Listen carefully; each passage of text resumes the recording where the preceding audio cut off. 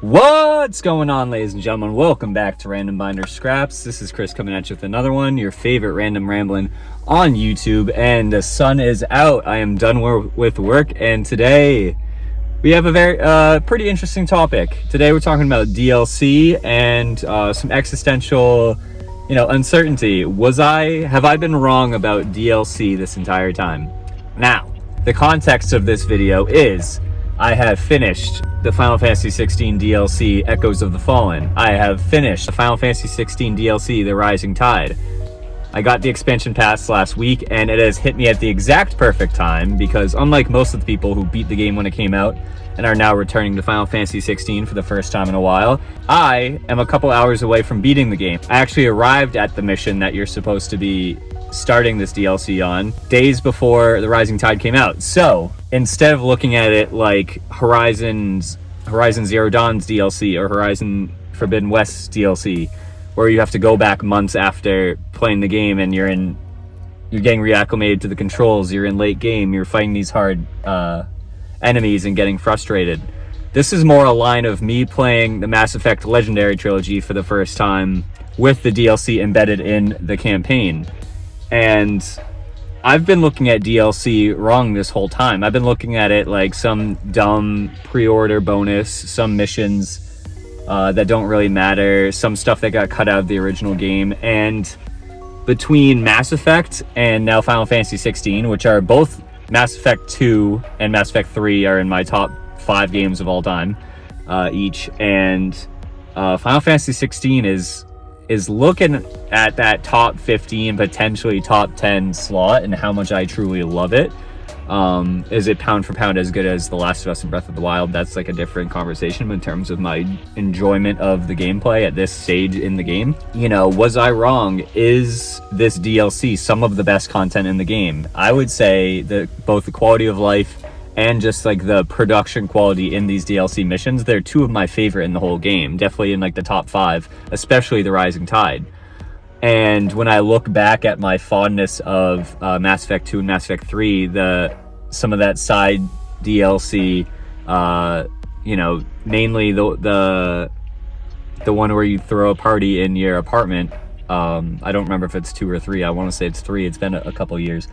That's some of my favorite content by far in the whole trilogy. So I've heard nothing but good things about the expansions of The Witcher 3 in Blood and Wine, and the other one, the Wolf Throne something. In Destiny, the Witch Queen and all the other expansions are some of the best content. Cyberpunk 2077 is getting revitalized from the DLC with Idris Elba that I'm blanking on. Like, am I wrong? Am I looking at DLC missions too much like the Hogwarts Legacy side mission that came with the PS4? Am I looking at story-based DLC too similarly to the PlayStation exclusive Hogwarts Legacy mission or the Breath of the Wild motorcycle DLC? Like, am I looking at it all wrong? Should I be looking at some of these story-based DLCs like expansions, like the Horizon Burning Shores and Call of the Mountain DLCs that I've heard nothing but good things about? Like, am I missing out on some of this content? I'm gonna have to, this is gonna be a part 2 to this, because I'm gonna go back into, I've never played Call of the Mountain or whatever the hell is, no, that's the VR game. I've never played the Frozen something. What the hell is it called? They had like a really bad naming convention for a while, but I'm gonna go back and play that. I'm gonna go back and play the Burning Shores and see if I'm missing out. This has really reshaped like how but on the flip side, to be fair, I have not heard anything particularly good about the Spider-Man DLC, So Do That Never Sleeps. I've heard okay things about, but everything else I've heard actually dampens the experience. So I'm curious what you all think. What have you played DLC-wise, expansion-wise, that has completely changed your perspective on the game? Because I think if I Golden Pathed this a year ago and didn't experience any of this content, didn't experience the quality of life of having the icon loadouts and being able to auto-complete quests just by holding the start button, I think we'd be having a much different conversation about how I feel about this game.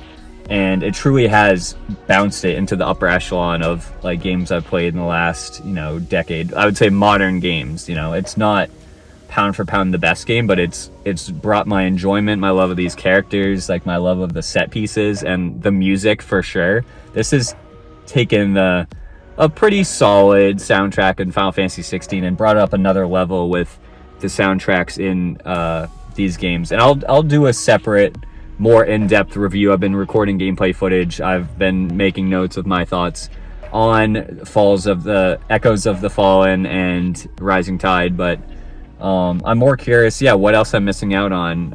It's the night something for Cyberpunk. I can't remember what the hell it's called for the life of me, but I'm curious what else I should keep an eye out for. What other essential content that I'm missing out on just because it's DLC. I've heard Far Harbor is its own like 10 to 20 hour experience for Fallout 4. I've heard the DLC for BioShock 2, I think Minerva's Den, is like one of the best pieces of DLC ever. So obviously Red Dead Redemption Undead Nightmare was its own standalone release, but that's something I completely skipped out on. And Red Dead Redemption, as stated in my Gaming Sins video, is one of my favorite games of all time. So what the hell am I doing? So I'm very curious to see, now that I've had the best possible experience of playing the DLC before beating the game and timing it perfectly, which encourages me to not necessarily always go for the day one release and maybe kind of wait. I'm curious when the Lies of P DLC will be coming out, and if that will be a similar thing where I'm playing that DLC right around the time of me beating the game. I'm curious. And then I'm going to have the opposite effect where I beat Horizon Forbidden West the year it came out, which I want to say was 2022. Yeah, it was. I'm curious to go back and see what that feels like, 2 years after beating the game, and the good and bad that comes with that. Is it going to be a great, like, oh, it's good to revisit this world and have a good reason to go back, or am I going to be like, oh, this shouldn't exist at all? Or should I just wait until Horizon 3 is coming out to play through the game again with the DLC? So that's going to be my little experiment. I will check back in on this channel with another DLC chat, another expansion chat, but I thought it was a fun topic. It's something that I've been completely like blind on. I usually don't touch DLC at all, and haven't felt like I'm missing out on much, but now I'm going to be playing BioShock 2 somewhat shortly, and I'll definitely be looking at this DLC through a new lens. And I look to be, it's a while off to get to 4, but playing Fallout 3 soon, starting that because of the show, and I'll be checking out the DLC for that as well. So all of a sudden these Game of the Year editions, complete deluxe editions with all the DLC, matters a lot more to me than it once did. So gonna be checking that out. But yeah, keep an eye out if you're a Final Fantasy 16 fan like myself. I have gone from lukewarm on it in the middle of the game to absolutely head over heels. Can't wait to finish it this week, the full campaign, and see what I think of how they bring it home, or how they don't. I guess we'll see.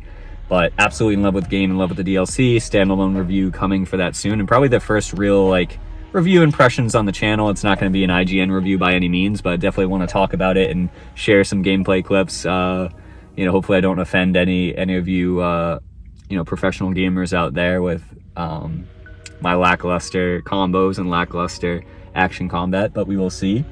And keep an eye out on this channel. If you haven't checked out, I released the first video in a series called Gaming and Gains. I'm almost 50% of the way to doing my 60 miles of cardio and Final Fantasy 16 beat in order to buy myself Stellar Blade. And I think I'm 33% of the way to my 1,000 push-ups to get Black Myth Wukong, and then I just have to beat Lies of P before that game comes out in order to buy it day one. If that sounds completely insane to you for a good reason or a bad reason, check out the video, drop a like. I would greatly appreciate it, and let me know what your fitness goals are. If you're not into fitness at all good. I have plenty of videos about more videos about movies coming up, definitely some anime videos coming up as well, and just like various stuff about like gaming on the go, with my Anbernic handheld. Gaming is multiplayer gaming a waste of time, like my trials and tribulations of trying to figure out how to beat my backlog, stuff like that, and just like DVD hunting, random stuff like that. And if you hop on over to the main channel, which is slowly, I'll just say the gameplay channel from now on, because this is kind of becoming the main channel, the gameplay channel, Random Binder Gaming, We just put up a demo of Scare Ritual, which is a Celtic horror version of COD Zombies. I'll be putting up a hockey game, a more arcadey, free-to-play hockey game demo soon. I have Soul Calibur 2 gameplay up. My favorite video of all time is playing Tekken with kicks only, and I will be doing more Mortal Kombat videos very soon. So check out all of that, and yeah, stay tuned for the next one. Thanks for watching. If you made it this far, please drop a like and let me know what DLC I'm missing out on, what you've been playing, and until the next one, I will catch you later. Peace. Bye.